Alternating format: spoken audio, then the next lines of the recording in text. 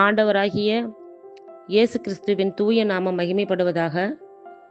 மத்தேயு எழுதிய சுவிசேஷம் 12ஆம் அதிகாரத்தில் உள்ள வசனங்களை நாம் இப்பொழுது தியானிக்க இருக்கிறோம். அக்காலத்திலே இயேசு ஓய்வு நாளில் பயிர் வழியே போனார்.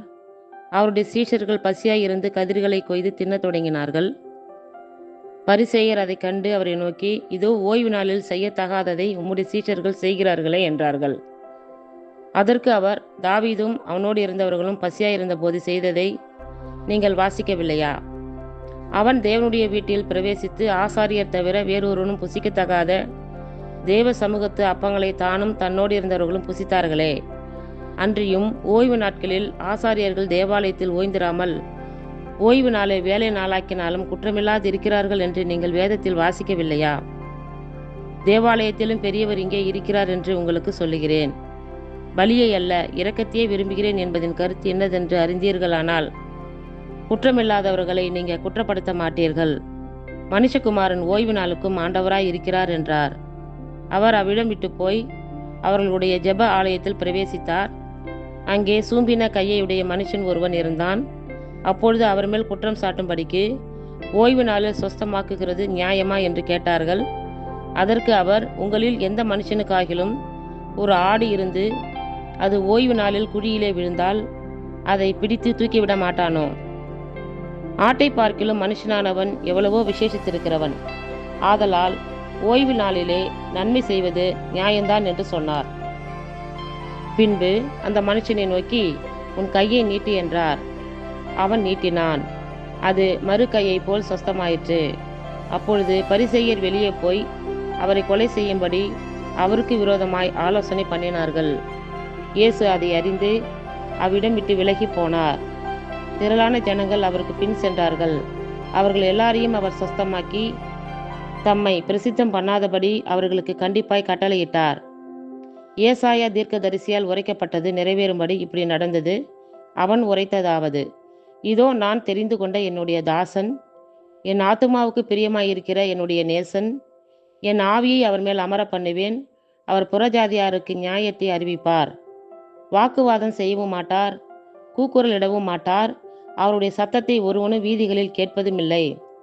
அவர் நியாயத்திற்கு ஜெயம் கிடைக்கிற பண்ணுகிற வரைக்கும் நெறிந்த நாணலை முறிக்காமலும் மங்கி எறிகிற திரியை அணைக்காமலும் இருப்பார். அவருடைய நாமத்தின் மேல் புறஜாதியார் நம்பிக்கையாய் இருப்பார்கள் என்பதே. அப்பொழுது பிசாசு பிடித்த குருடும் ஊமையுமான ஒருவன் அவரிடத்தில் கொண்டு வரப்பட்டான். குருடும் ஊமையுமானவன் பேசவும் காணவும் தக்கதாக அவனை சொஸ்தமாக்கினார்.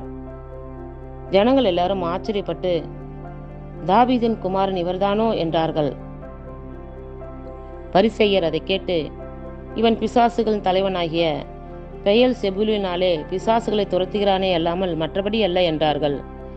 இயேசு அவர்கள் சிந்தனைகளை அறிந்து அவர்களை நோக்கி, தனக்குத்தானே விரோதமாய் பிரிந்திருக்கிற எந்த ராஜ்யமும் பாழாய்ப்போம். தனக்குத்தானே விரோதமாய் பிரிந்திருக்கிற எந்த பட்டணமும் எந்த வீடும் நிலை நிற்க மாட்டாது. சாத்தானை சாத்தான் துரைத்தினால் தனக்கு விரோதமாக தானே பிரிவினை செய்கிறதா இருக்குமே. அப்படி செய்தால் அவன் ராஜ்யம் எப்படி நிலை நிற்கும்? நான் பெயல் செபுலினாலே பிசாசுகளை துரைத்தினால் உங்கள் பிள்ளைகள் அவைகளை யாராலே துரத்துவார்கள்? ஆகையால் அவர்களே உங்களை நியாயம் தீர்க்கிறவர்களாய் இருப்பார்கள். நான் தேவனுடைய ஆவியினாலே பிசாசுகளை துரத்துகிறபடியால் தேவனுடைய ராஜ்யம் உங்களிடத்தில் வந்திருக்கிறதே. அன்றியும் பலவானை முந்தி கட்டினால் ஒழிய பலவானுடைய வீட்டுக்குள் ஒருவன் புகுந்து அவன் உடைமைகளை எப்படி கொள்ளையிடக்கூடும்?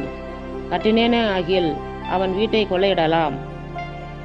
என்னோடே இராதவன் எனக்கு விரோதியாய் இருக்கிறான், என்னோடே சேர்க்காதவன் சிதறடிக்கிறான். ஆதலால் நான் உங்களுக்கு சொல்லுகிறேன், எந்த பாவமும் எந்த தூஷணமும் மனுஷருக்கு மன்னிக்கப்படும், ஆவியானவருக்கு விரோதமான தூஷணமோ மனுஷருக்கு மன்னிக்கப்படுவதில்லை.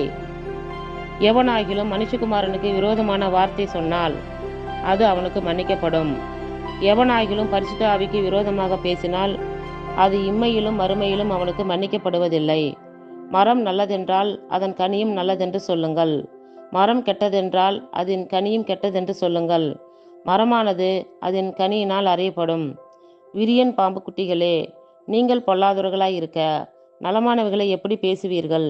இருதயத்தின் நிறைவினால் வாய் பேசும். நல்ல மனுஷன் இருதயமாகிய நல்ல பொக்கிஷத்திலிருந்து நல்லவைகளை எடுத்து காட்டுகிறான். பொல்லாத மனுஷன் பொல்லாத பொக்கிஷத்திலிருந்து பொல்லாதவைகளை எடுத்து காட்டுகிறான்.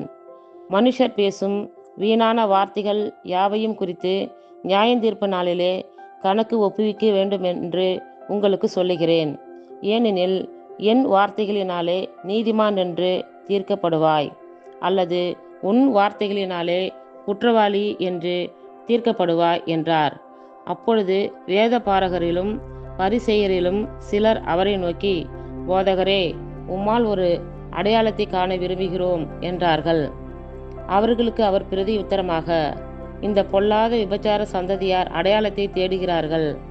ஆனாலும் யோனா தீர்க்கதரிசியின் அடையாளமே அன்றி வேறே அடையாளம் இவர்களுக்கு கொடுக்கப்படுவதில்லை.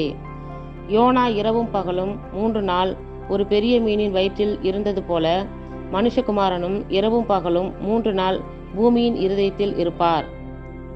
யோனாவின் பிரசங்கத்தை கேட்டு நினிவே பட்டணத்தார் மனம் திரும்பினார்கள். இதோ, யோனாவிலும் பெரியவர் இங்கே இருக்கிறார். ஆதலால் நியாய தீர்ப்பு நாளிலே நினிவே பட்டணத்தார் இந்த சந்ததியாரோடெழுந்து நின்று இவர்கள் மேல் குற்றம் சுமத்துவார்கள். தென் தேசத்து ராஜஸ்ரீ பூமியின் எல்லைகளிலிருந்து சாலமோனுடைய ஞானத்தை கேட்க வந்தாள். இதோ, சாலமோனிலும் பெரியவர் இங்கே இருக்கிறார். ஆதலால் நியாய தீர்ப்பு நாளிலே அந்த ராஜஸ்திரீ இந்த சந்ததியாரோடு எழுந்து நின்று இவர்கள் மேல் குற்றம் சுமத்துவாள். அசுத்த ஆவி ஒரு மனுஷனை விட்டு புறப்படும் போது வறண்ட இடங்களில் அலைந்து இளைப்பாறுதல் தேடியும் கண்டடையாமல், நான் விட்டு வந்த என் வீட்டுக்கு திரும்பி போவேன் என்று சொல்லி அங்கே வந்து அந்த வீடு வெறுமையாகவும் பெருக்கி ஜோடிக்கப்பட்டதாகவும் இருக்க கண்டு திரும்பி போய் தன்னிலும் பொல்லாத வேறு 7 ஆவிகளை தன்னோட கூட்டி வந்து உட்புகுந்து அங்கே குடியிருக்கும். அப்பொழுது அந்த மனுஷனுடைய முன்னிலைமையிலும் அவன் பின்னிலைமை அதிக கேடுள்ளதாய் இருக்கும். அப்படியே இந்த பொல்லாத சந்ததியாருக்கும் சம்பவிக்கும் என்றார். இப்படி அவர் ஜனங்களோட பேசுகையில் அவருடைய தாயாரும் சகோதரரும் அவரிடத்தில் பேச வேண்டுமென்று வெளியே நின்றார்கள். அப்பொழுது ஒருவன் அவரை நோக்கி, உம்முடைய தாயாரும் உம்முடைய சகோதரரும் உம்முடைய பேச வேண்டுமென்று வெளியே நிற்கிறார்கள் என்றான். தம்மிடத்தில் இப்படி சொன்னவனுக்கு அவர் பிரதி உத்தரமாக, என் தாயார் யார், என் சகோதரர் யார் என்று சொல்லி தம்முடைய கையை தமது சீஷர்களுக்கு நேரே நீட்டி, இதோ என் தாயும் என் சகோதரரும் இவர்களே. பரலோகத்தில் இருக்கிற என் பிதாவின் சித்தத்தின்படி செய்கிறவன் எவனோ அவனே எனக்கு சகோதரனும் சகோதரியும் தாயுமாய் இருக்கிறான் என்றார். இத்துடன் 12ஆம் அதிகாரத்தில் உள்ள வசனங்கள் நிறைவுற்றது.